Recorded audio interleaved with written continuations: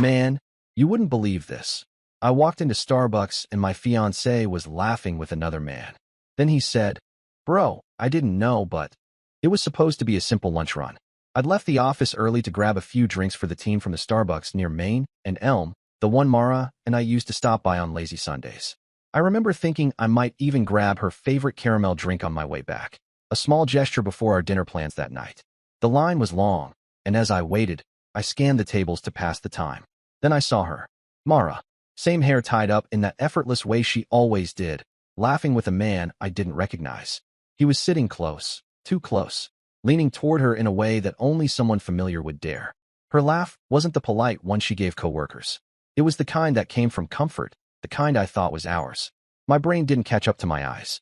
For a second, I just froze there. She wasn't supposed to be here. She'd told me she was working from home. The man reached out, brushed something off her shoulder, and she didn't flinch. My chest went cold. I walked forward, each step slow, controlled. I wasn't sure what I was doing until I was standing right behind her. The man noticed me first. His smile disappeared instantly, and he straightened up like he'd been caught stealing. Then he looked me dead in the eye and said, almost under his breath, "Bro, I didn't know." But, before standing and leaving, Mara turned around, face pale. The air between us thickened. She tried to laugh, to say something casual, but her voice cracked halfway through the sentence. My gaze dropped to the table. 2 cups, both half empty, one with her lipstick on it. She reached for my arm, but I didn't move. My eyes caught her phone screen lighting up on the table, a message notification. Just a short preview, but it was enough to hit like a punch. Ian speech balloon. Same table again next week? I didn't say a word. The people nearby had gone quiet, sensing tension. My hands were steady when I picked up her phone, looked at it, then set it back down. She started rambling, something about it being a work thing, a client meeting, bad timing. But none of those words matched the look she'd had when she laughed with him. The barista called out my order, but I didn't move. I just looked at Mara one last time, long enough for her to realize this wasn't something I'd brush off. Then I turned and walked out. Outside, the city was loud. Cars, conversations, sirens somewhere far away. Everything felt muted to me. I stood there for a moment trying to steady my breathing. I wasn't angry yet, just empty. I took one step toward my car when I heard someone behind me. It was the barista who'd served them earlier, a short woman with tired eyes, wiping her hands on her apron. She looked uneasy. "Hey," she said softly. "You should talk to the woman who was here last week. Same seat, same people." She was crying. She slipped a napkin into my hand before walking back inside. I opened it later, sitting in my car. On it, in neat handwriting, was a name. Sophie, comes by around 5. Ask her about him. That night, Mara tried to call. 6 times. I didn't answer. When she came home later, I was sitting on the couch, lights off. She stood in the doorway, hesitant. She said she could explain that it wasn't what it looked like. She started crying, not the guilty kind, but the panicked kind. I listened for a bit, silent, then asked her one question. "Why did he say, I didn't know?" She froze, like the question hadn't even occurred to her. That silence told me more than any explanation ever could. I didn't press her further. I just told her I needed space and went to stay at my brother's for the night. Lying there on the couch, my mind replayed everything. Her laugh, his hand on her shoulder, the look of guilt when he saw me. It wasn't the act itself that destroyed me. It was the ease of it. The comfort. The fact that she could sit in the same coffee shop we used to share and act like I didn't exist. The next morning, I couldn't shake the thought about that woman, Sophie. I went back to Starbucks around 5, like the note had said. The same barista was there, and when she saw me, she just nodded toward the window. Outside, parked in a silver SUV, was a woman. She looked tired, eyes red, hands gripping the steering wheel, but not moving. I hesitated before approaching her. She rolled down the window a few inches when she saw me. "You're Lucas, right?" she asked. Her voice was quiet but steady. "You're the fiancé." That word stung. I nodded. She looked away, then back at me. "I'm Sophie," she said. "Ian's wife." And just like that, the air shifted again. Everything I thought I knew about what had happened wasn't just betrayal anymore. It was a network of lies that stretched further than I'd imagined. She told me she'd been following them for weeks, watching from that same car. She'd suspected something, but had no proof until now. Apparently, Ian told her he'd been mentoring someone new at work, a marketing consultant helping him land a promotion. The client meetings lined up perfectly with the times Mara said she was out running errands. Sophie's hands trembled as she spoke. She showed me photos she'd taken, blurry but clear enough to recognize them. Same clothes, same table, same Starbucks. She looked at me with tears in her eyes and said, "I didn't know who she was. I didn't want to believe it was real." I didn't have words. We sat there in silence, two strangers connected by the same betrayal, watching the same cafe where both our lives had cracked open. When I finally got back to my apartment that night, Mara was sitting on the floor in the hallway, waiting. Her makeup was smudged, her phone beside her. She looked up when I arrived, her voice shaking as she tried to start explaining again. Something about emotional confusion, mixed signals, not meaning for it to happen. I didn't yell. I didn't even ask questions. I just told her I'd spoken to Sophie. Her face drained of color completely. She whispered something like, "You weren't supposed to," but I didn't let her finish. I walked past her, into the bedroom, and started packing a bag. By the time I closed the door behind me, the anger had finally caught up with the numbness. I didn't know what came next, but I knew one thing. I wasn't going to let her rewrite what I saw. And I wasn't done with Ian either. The next morning started like a fogged mirror. I woke up at my brother's place, but barely remembered falling asleep. My phone was still buzzing from unread messages, all from Mara. Some long, some short. The last one just said, "Please don't do anything stupid." I wasn't sure if that meant she thought I'd hurt Ian, or that she thought I'd tell someone. Either way, she still believed she had control of the story. That was the first thing I decided to take from her. Around noon, I drove back to Starbucks. I wasn't even sure why. Maybe to face it, to make it real. When I walked in, the same barista from yesterday looked at me with a half nod, as if to say she'll be here soon. I ordered black coffee and sat at a corner table. I didn't touch the drink. At 5:07, the silver SUV rolled up outside. Sophie stepped out, wearing a loose sweater and jeans, her hair tied back. She looked like someone who'd run out of tears but didn't have time to fall apart. When she saw me, she hesitated, then came over. We sat down without small talk. She opened her bag, pulled out her phone, and showed me more photos. Different days. Same table. Same cups. The timestamps lined up perfectly with Mara's work meetings. In one photo, Mara's hand rested on Ian's leg under the table. That image hit me harder than seeing them together in person. It showed how practiced it was. "I followed him last week," Sophie said quietly. "He checked into the Lakeview Hotel. Said it was a business retreat."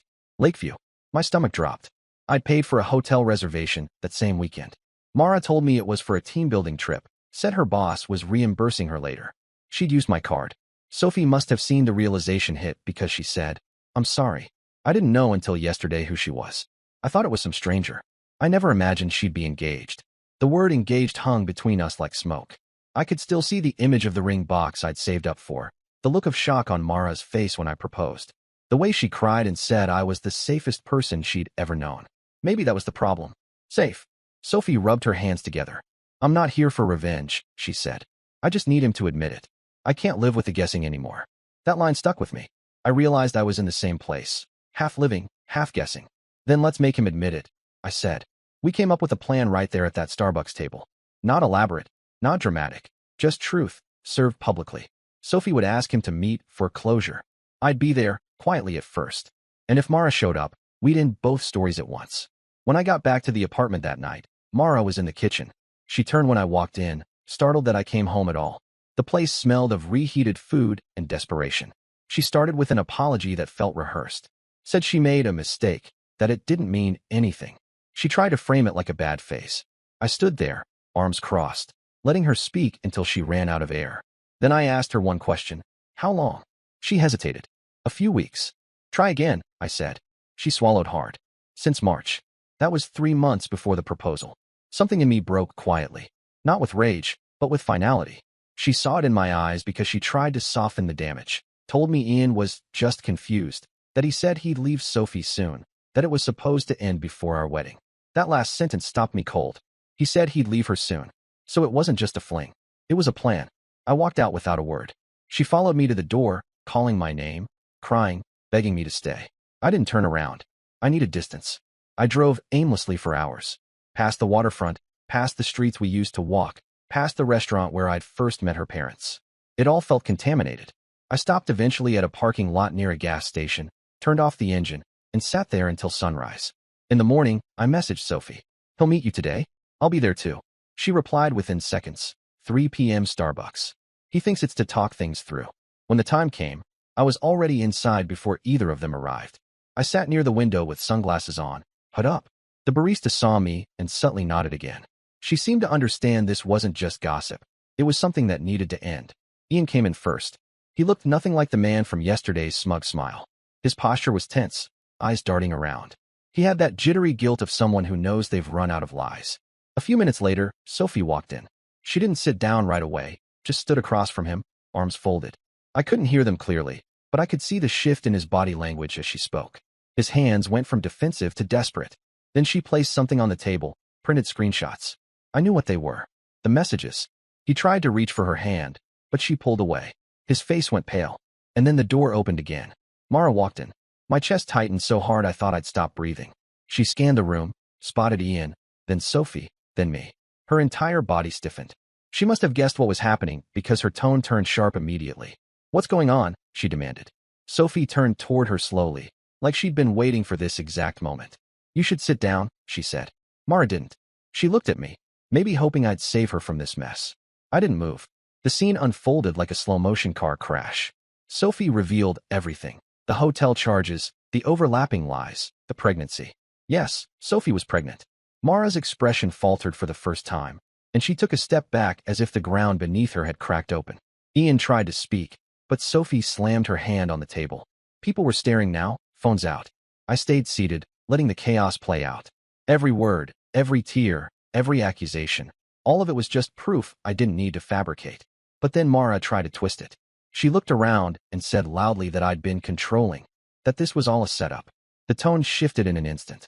Ian tried to back her up, saying he was just trying to help her through a rough time. That's when Sophie reached into her bag, pulled out her phone, and showed them both something that silenced the entire cafe. Video clips from security footage. The barista had shared recordings with her. Dates, times, the two of them meeting, laughing, kissing outside the window. There was no escaping that kind of truth. I stood up, finally, and walked over. Both of them looked at me like they'd seen a ghost. I didn't say a single word. I just placed Mara's engagement ring on the table between them and walked out. Behind me, I could hear raised voices, chairs scraping, someone crying, but none of it mattered anymore. By the time I reached my car, the barista had followed me outside. She handed me something small, a USB drive. I thought you might need this, she said quietly. I looked down. What's on it? Everything, she said. They've been coming here for months. She walked back in before I could thank her. I stood there for a long moment, the city moving around me, my reflection in the cafe window staring back. The man who'd walked in for coffee and walked out with his entire life rewritten. And for the first time, I felt something like relief. Because now, I had the truth. When I got home that night, the apartment looked untouched, but the silence had changed. It wasn't the usual kind. It was the kind that follows something irreversibly broken. I sat on the couch, the USB drive in my hand. I didn't want to open it. Not yet. Knowing the truth and watching it were two different things, and I'd already lived the first. Still, curiosity has a way of pushing through exhaustion. I plugged it into my laptop, and there it was, a folder labeled Starbucks Security. Inside were short clips, each timestamped. I clicked one. The camera angle showed the same table I'd seen them at. Mara and Ian sat there, holding hands, whispering, laughing. It was worse than I'd imagined. They looked comfortable, casual, as if their betrayal was just another part of their day. In another clip, she leaned in and kissed him. Not a stolen moment. A slow, deliberate one. The kind that belongs to people who believe no one's watching. I didn't get through the rest. I shut the laptop, sat in the dark, and tried to breathe. That's when my phone buzzed. Sophie. He's begging to meet, her message said. Said he'll tell me everything if I just don't ruin his career. I stared at the screen. Ian was trying to minimize the damage. He didn't realize it was too late for both of them. I called her. She picked up instantly. Let's do it tomorrow, I said. But not in private. He's a coward. He needs an audience. Where? She asked. I didn't hesitate. The same place. Starbucks. By the time the next afternoon came, I wasn't angry anymore. Just focused. The plan was simple. Sophie would confront him, and I'd be nearby again. No yelling, no violence. Just the truth, laid bare for anyone who wanted to see. When I arrived, the cafe felt heavier than usual. The air conditioning hummed softly, the espresso machine hissed. I sat in the corner, hood up, the same seat where everything had started. The barista caught my eye again, a knowing look that said she was ready if things got messy. At 3:08, Ian arrived. He looked smaller than before, hunched shoulders, unshaven face, nervous glances. He ordered something, didn't touch it. Sophie entered a minute later. She walked straight to him, placed her bag on the table, and took a seat. I couldn't hear them clearly, but I could read enough from the gestures. She asked questions, he avoided them. She pressed harder, he folded. When she mentioned the pregnancy, he reached for her hand, and she pulled back so fast his expression cracked. He said something desperate, head in his hands. Then she took out her phone. I recognized the security footage playing. Ian's eyes widened. He stammered something, probably trying to justify it. That's when the door opened again, and I felt my pulse spike. Mara walked in. She was dressed like she was headed to brunch. Calm, confident, pretending the world hadn't just fallen apart. I could tell she'd rehearsed a version of this moment where she was the victim.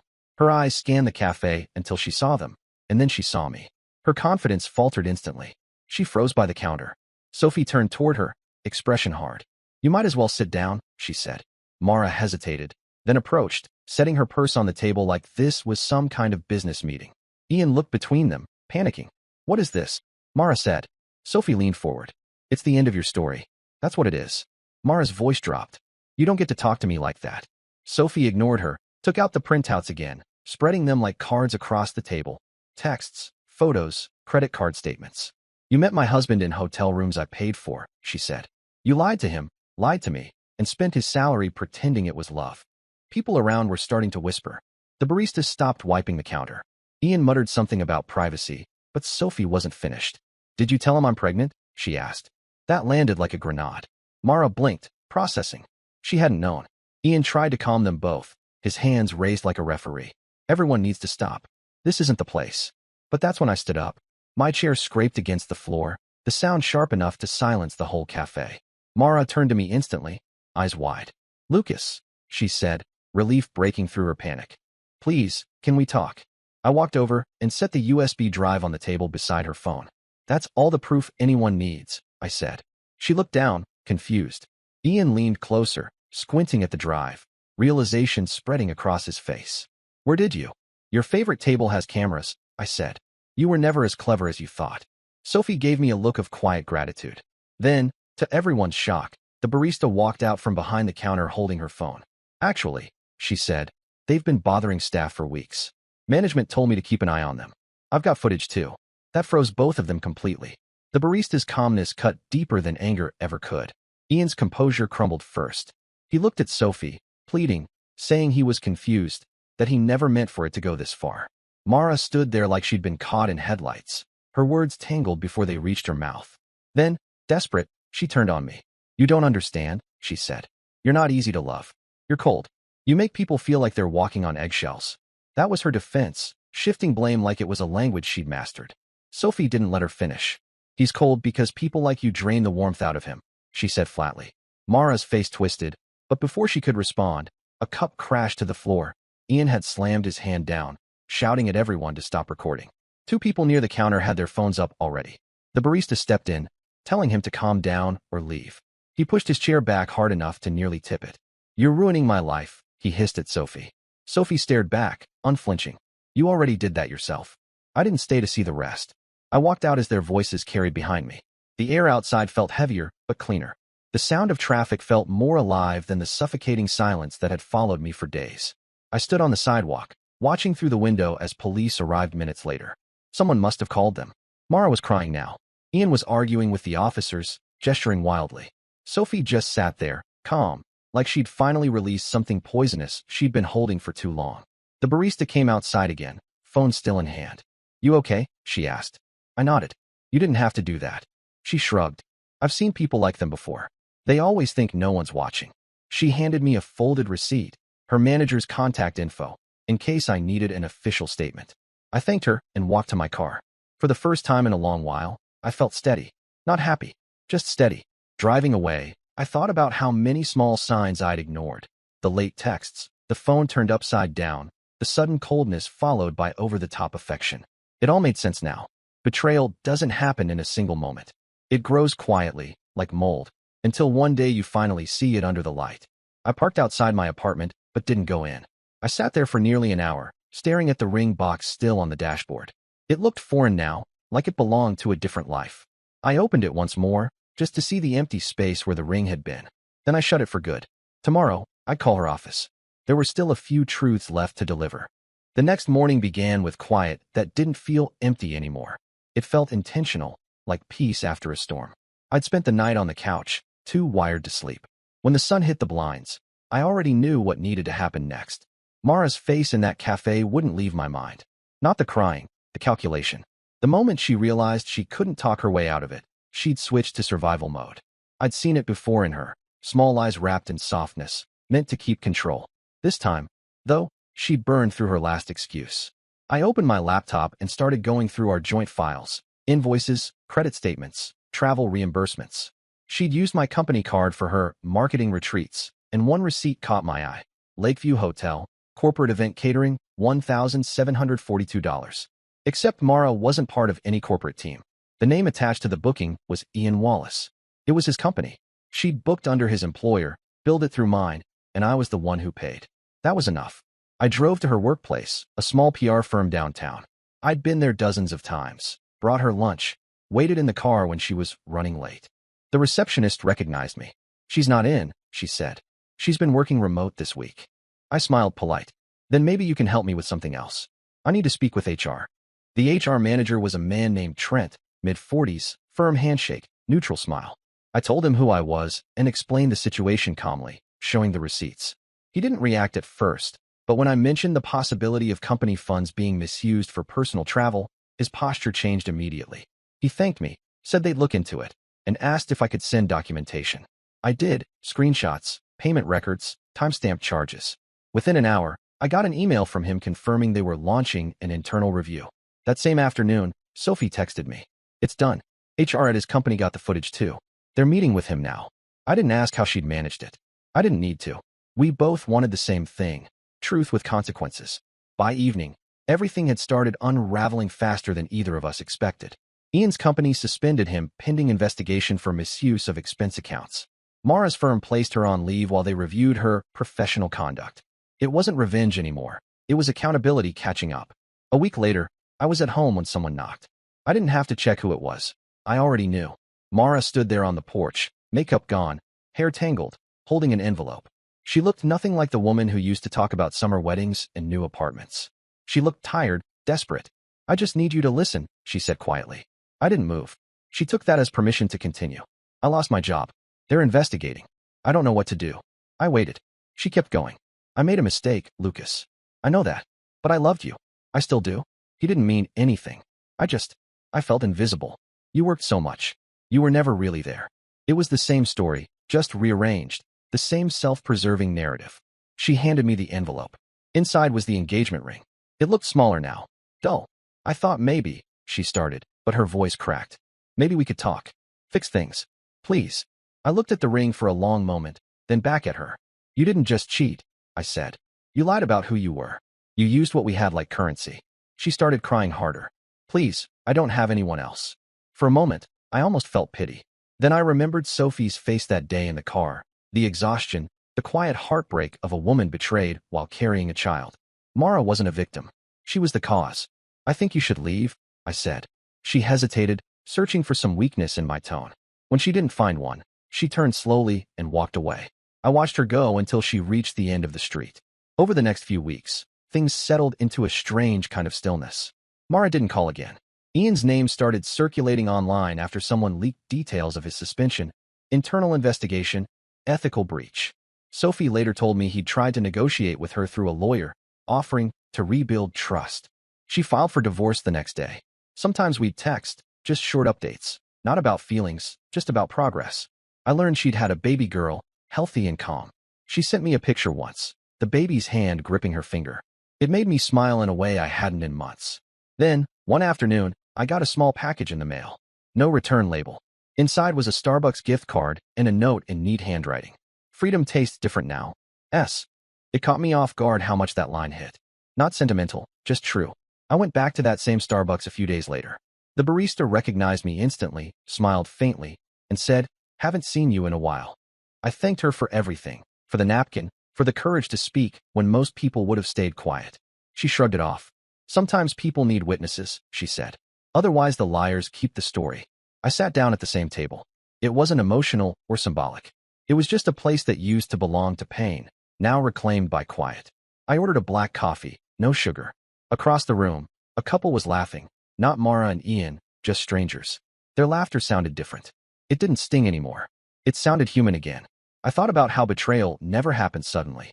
It grows through tiny decisions, the ignored calls, the secret texts, the rationalizations whispered to yourself.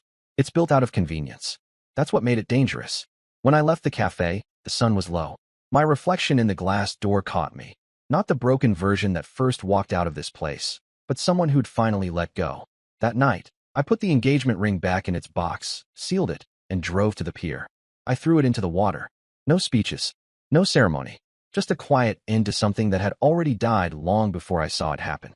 Driving home, I realized that the story hadn't been about her or him at all. It had been about learning the difference between peace and silence. Silence is fragile. Peace is earned. And I'd finally earned mine.